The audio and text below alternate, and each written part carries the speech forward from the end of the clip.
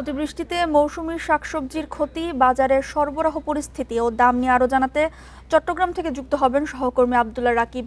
রাকিব, আমাদের জানাবেন আজ চট্টগ্রামে বাজার পরিস্থিতি কেমন দেখছেন, সবজির পর্যাপ্ত সরবরাহ আছে কিনা এবং দাম নিয়ে ক্রেতারা কি বলছেন? গত 7 তারিখে যে বন্যা তৈরি হয়েছিল চট্টগ্রাম, দক্ষিণ চট্টগ্রাম সহ সমগ্র চট্টগ্রামে এবং পাশাপাশি কক্সবাজার, বান্দরবান এবং খাগড়াছড়ি এই 3 পার্বত্য জেলাতে, এবং সেটির প্রভাব আমরা বাজারগুলোতে দেখছি। আজকের যে সবজির বাজারগুলোতে আছি আমরা, সেই বাজারগুলোতে আমরা দেখছি 50 টাকায় শুধুমাত্র আলু মিলছে, আর প্রতিটি সবজির দামই 60 থেকে শুরু, সেটি 150 টাকা গিয়েও ঠিকছে।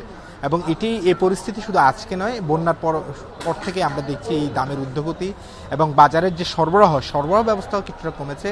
এবং ব্যবসায়ীরা বলছেন, যারা কাঁচা ব্যবসার সাথে যুক্ত, তারা বলছেন যে বন্যা পরিস্থিতির কারণে বিশেষ করে চট্টগ্রামের, দক্ষিণ চট্টগ্রামের চন্দনাইশ এলাকাটি চট্টগ্রামে এই অঞ্চলের সবজির একটি ভান্ডার বলা চলে, এবং সেই জায়গাতে সবজি ক্ষেত পানিতে তলিয়ে যাওয়ায় যে সবজিগুলো বাজারে আসার কথা ছিল সেগুলো একেবারে বানের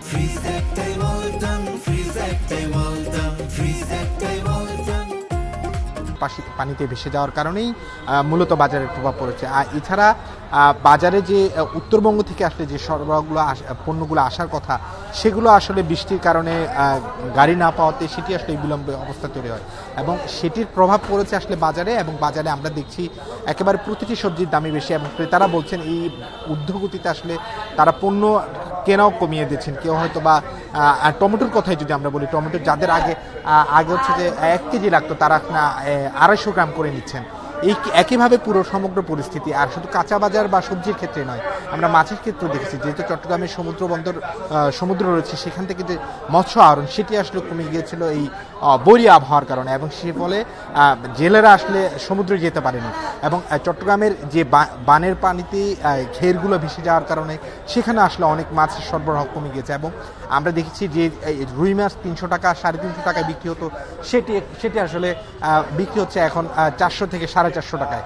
এবং এই অব্যাহত যে ঊর্ধ্বগতি, সেটি আসলে নাবিশ্বাস তৈরি করেছে ক্রেতাদের মধ্যে। এবং ক্রেতারাও যেটা বলছেন যে এই দাম যদি আসলে আগের পরিস্থিতিতে ফিরে না আসে, সেটি আসলে তাদের জন্য আসলে জীবনযাত্রা অনেক কঠিন হয়ে যাবে।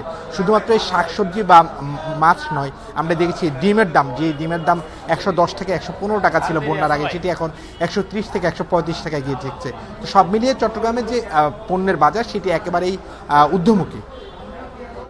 চট্টগ্রামের বাজার পরিস্থিতি নিয়ে বিস্তারিত জানাচ্ছিলেন সহকর্মী আব্দুল্লাহ রাকিব।